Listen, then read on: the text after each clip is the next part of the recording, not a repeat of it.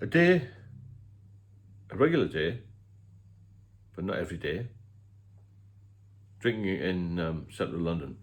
I'm going to go through one typical long session where we finish work at 2:30.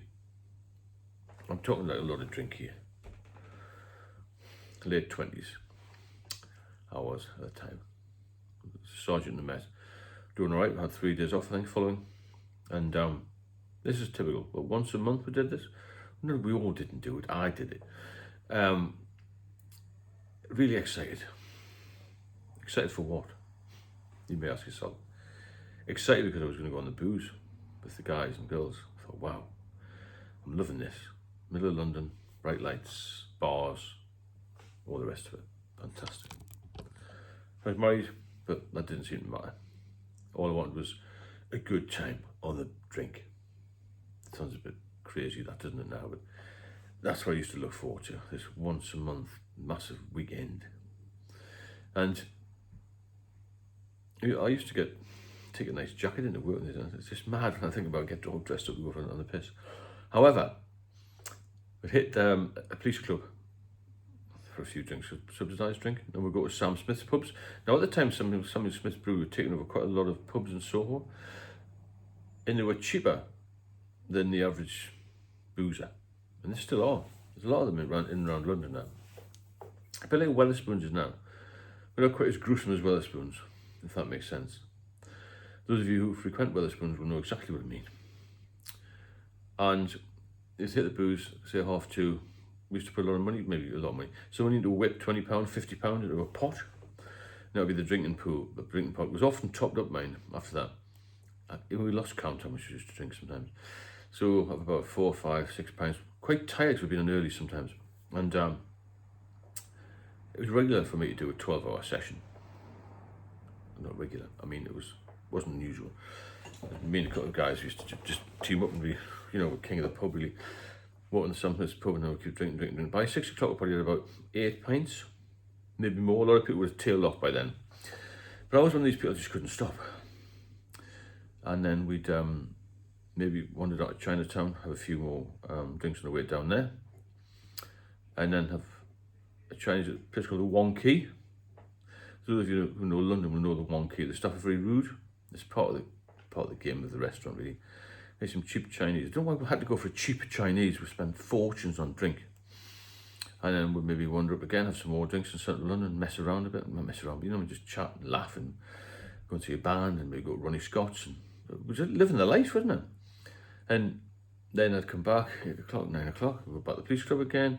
And then most people would float off home. And I would tend to go into maybe a nightclub or something like that. Bear in mind I was married. It's horrendous behaviour when I look back. And there was a nightclub, it was Hombres, was a place with cheap drinks. There was another place called Rheingold, when we know London. All the folk in there, crazy sort of orchestral band or something like that. It was mad. I used to drink till 3 and 4 in the morning there, and then go back into central London, get something to eat, big pizza or something, some terrible food. And so I used to go back to the section house and get a cheap room in there, stay overnight. And sometimes I used to get up the next day and just ring my wife and say, I've been held on at work or something. She didn't believe me, ex-wife. And I used to hit the boozers again at 11 o'clock. So that would take us into Friday now, from Thursday. So we'd all have a few cans in the section house. Then we'd hit the boozers at 11 o'clock again.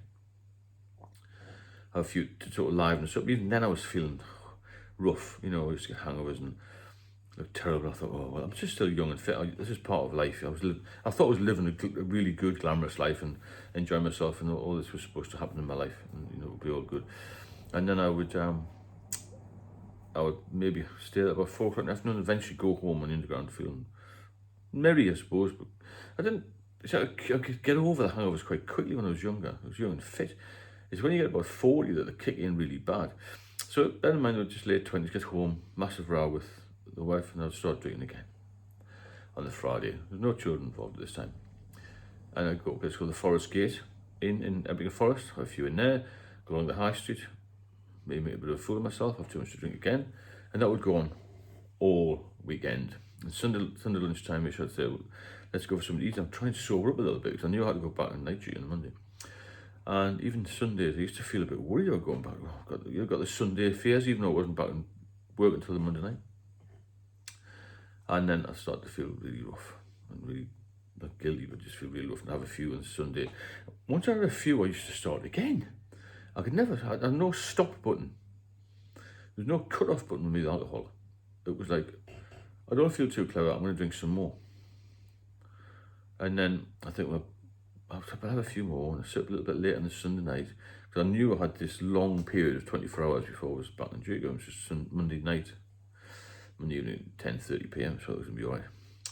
So I'd go to bed 2 or 3 in the morning on Monday and sleep till lunchtime. I used to wake up feeling really anxious, covered in sweat, worried about work, worried about the finances, worried how much I have to spend. Monday morning hits and you think, Jesus Christ, the bills start coming in again. How many credit card bills I have to hide and have all this carry on. And the anxiety was absolutely horrendous, really bad on that Monday. So I used to go back to bed and wake up again. And I knew I couldn't have another drink because I was going to work. And I used to really suffer on that Monday. Got panic attacks and worried about this, that and the other. And then I thought, oh, I must get some more to go back to bed at 6 o'clock at night. Try and have something to eat. I didn't eat much on the Monday, and then get to work and feel a bit nervous. Anyway, I got to work. I was all right at work. Got through that shift, and I thought, well, that's really got to feel really good on the Tuesday morning. And then what do? I go home on the Tuesday morning and have a couple of cans of beer. Nothing outrageous, but just a couple of cans to get me to sleep. And so it goes on in life, and you get more and more into not a rut, but I sort of need a drink to get me through the day. And as time went on, then I felt a little bit worse and worse. I've been through this before. And I started to get anxiety in the underground. And I used to get panic attacks. And then I was hiding these statements, bank statements and credit card statements. I used to go to the Bureau de Change in Oxford Street and, use that, my card and actually write a check then. And they would charge you so many percent, but it didn't matter because you had to have the drink. You were going on lash again. And there was always somebody, being promoted, demoted, or there was somebody getting divorced, married, kids being born, all sorts of things going on. And the social life was fantastic. But the toll it took on me overall was a massive toll.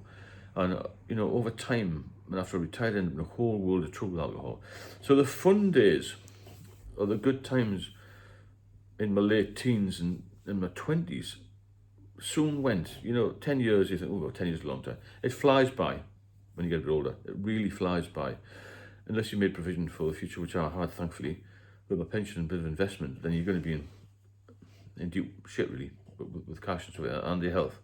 So a lot of people that I know who are my age and younger are really suffering health-wise. Because in the last 20 years, I would say I was off for a long time. Then I started, then I came off again.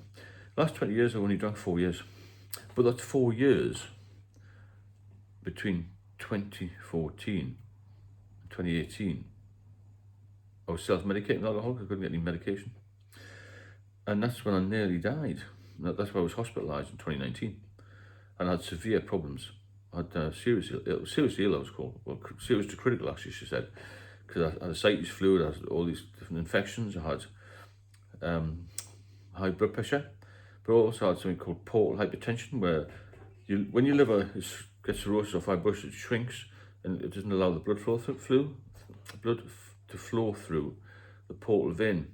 So I had to have what's called a TIPS, TIPS operation. If you Google it, it's quite an intricate operation where they put a little stent into your liver and it opens up the portal vein to allow better blood flow. But that didn't work the first time, and it ballooned up again. Then I had a hernia which split and I nearly died because of blood loss. Sodium was low, I was in ICU, and I was in a whole world of trouble with alcohol.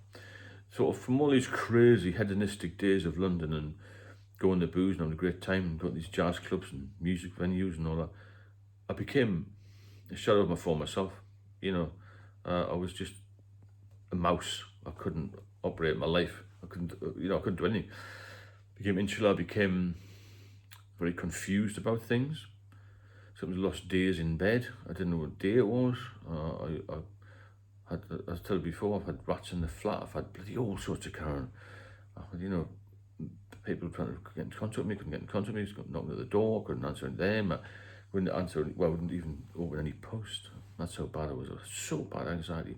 Now, a drink because I had the anxiety was make it worse. And there's all these problems will happen if you don't curb the drink. You know when you're drinking too much. I mean, I do these one-to-ones. I do a lot of mentoring now, one-to-ones. I mean, these videos go out. They don't cost you anything. But they're everywhere, the videos. But if you want some sort of one-to-one mentoring, and I can do a tailored package to your individual needs to get you off the booze, and stay off the booze is the most important thing. So I've got quite a high success rate with that because I've been there. I'm not a doctor, but the doctors don't know what I do about alcohol. The doctors don't know what you are feeling, and that's the important thing. Unless you know what an alcoholic feels like, you can't really help them that much. The doctors can prescribe things if they want to, but you're at their mercy. So you've got to look after yourself. And you can't just stop cold turkey, because that was got the, you know, the ability, shall we say, to kill you. So you've got to be very careful with this, with the whole thing of alcohol, because it's a very dangerous substance. It's not taken serious enough by us or by the authorities.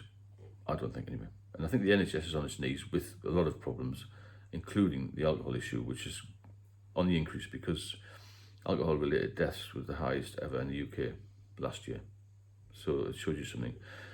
And female deaths through alcohol-related illness of all types increased 35% in 5 years. It's a huge, huge increase amongst females. It's a very serious subject, this. It kills a lot of people. And if you want any help with it, get in touch with me. Please like and share the videos. And I'll do a live tonight, maybe, about 10 o'clock. And if you want to join that, please do. I'll put a link to the coffee thing on there.